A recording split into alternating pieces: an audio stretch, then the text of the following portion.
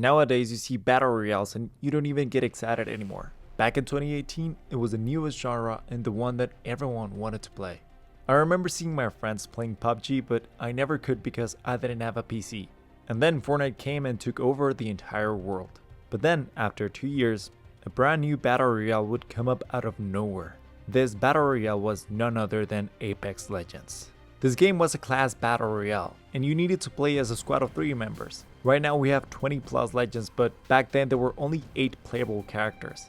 All these characters had their own personalities and abilities. And since I couldn't play PUBG, I downloaded Apex as soon as I could. I fell in love with it. I wanted to know more about the lore of this universe. I wanted to try every legend until I found one that suited me.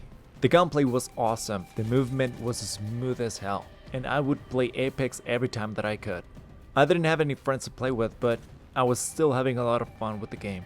Then Warzone came out, and it was such a great experience too, but that's a story for another video. The thing is that I download these 3 games from time to time, yet the only game where I truly enjoy my time was with Apex Legends. I think that Prime Fortnite was way back in 2018. I think that Prime Warzone was in 2020, but I think that Apex Prime is ever changing. I played the OG version recently, and I saw how much the game has evolved for the good. On the other hand, I think that the other battle royales took the wrong path. I'm sure that I would be happier if I played Warzone in Verdansk and Fortnite when there weren't superhero items everywhere and 6-year-old kids building like crazy. But it is a different story with Apex. I think Apex is the one that has the least amount of players, but the one who has been more consistent with the quality of the game, and especially with the feeling. I know that the servers don't work, but we'll talk about that later. Apex has been the only one out of them who has aged well for me. So, what made Apex stand the test of time while PUBG, Fortnite and Warzone couldn't? First, I would like to talk about the movements and mechanics. Oh my god, the movement of this game is incredible. I swear I could spend hours just watching Fade play and I wouldn't get tired of it.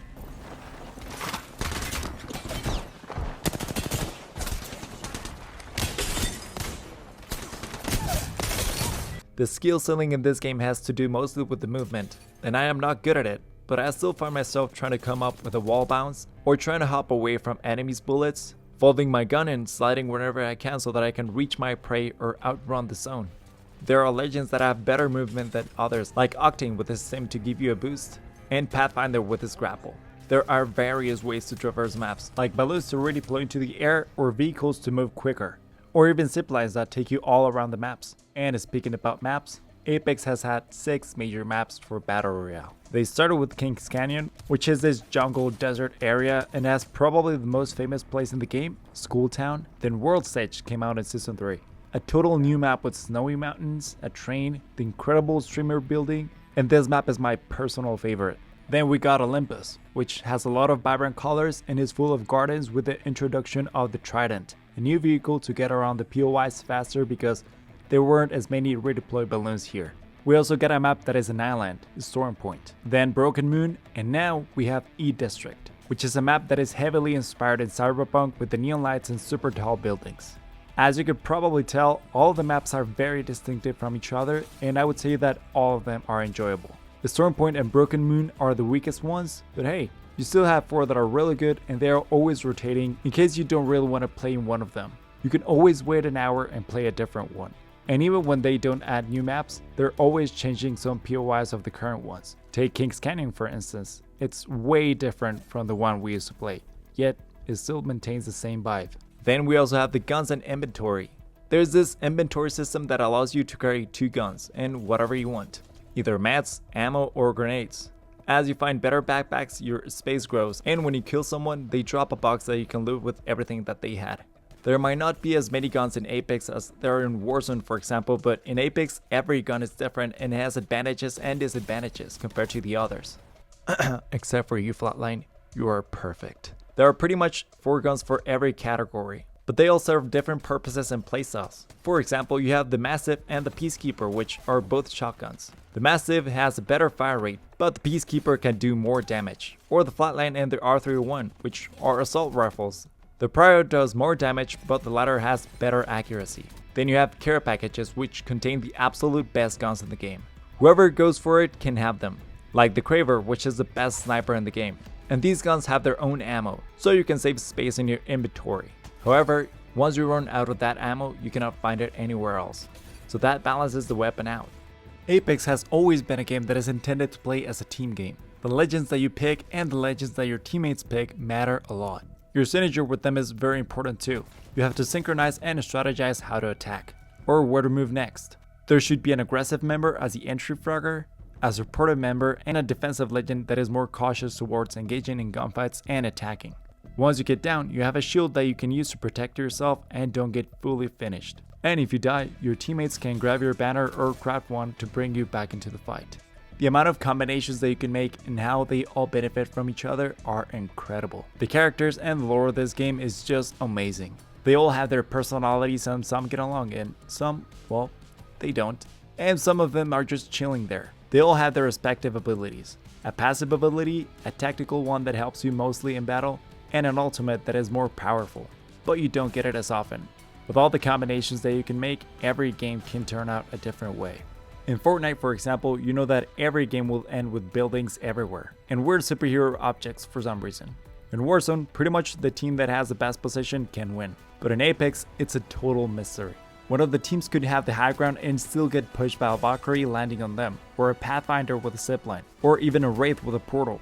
Then a team could be all set with defenses and walls, and then a Crypto can destroy all of them with a drone. The possibilities are endless, and you have to be cautious and keep in mind all those factors when choosing what to do as your next move. Every season we get a new legend added to the game, or they rework the abilities of an existing one, but either way this affects the gameplay with every update, but mostly in a balanced way.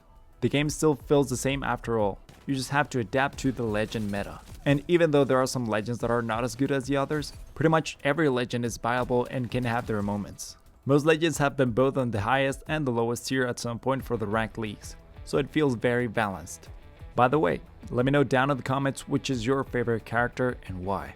And speaking about ranked, Apex implemented the only ranked system that I truly enjoy. It has had very low moments in the past, but all in all, it's a very fun mode. Here you compete with other people based on your skill. Now you can also see before the game starts the amount of players from each category that you are gonna face up against. So now you can see that you are facing up against a pred before the match begins.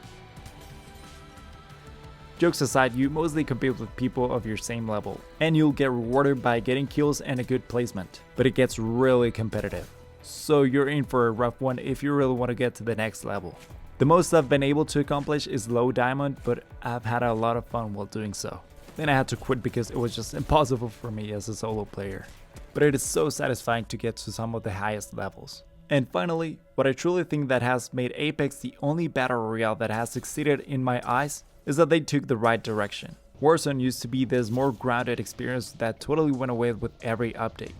You had very simple skins and realistic guns. Now you can play as a cat. And Fortnite, well, I don't even know what Fortnite is anymore.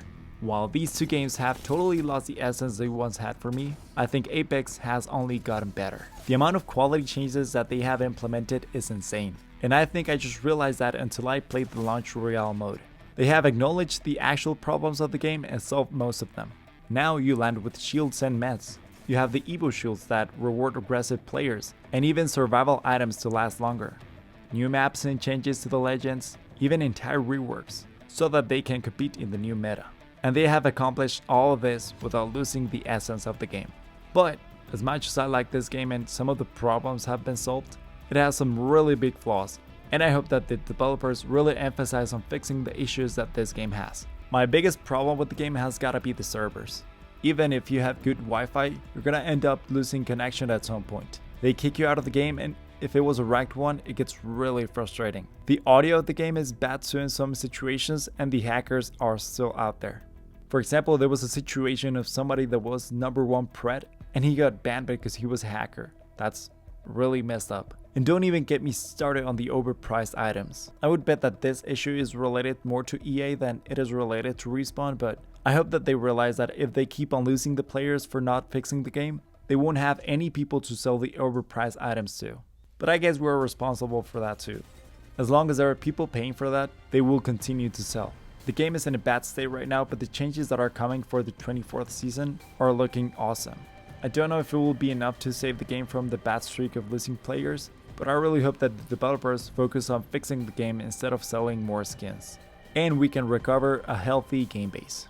But hey, what are your thoughts on Apex? It is a game that I love, and I hope that they keep on having the essence of the game, while also improving so that we can have Apex for many more years to come. If you enjoyed it, be sure to like the video to help me out with the algorithm.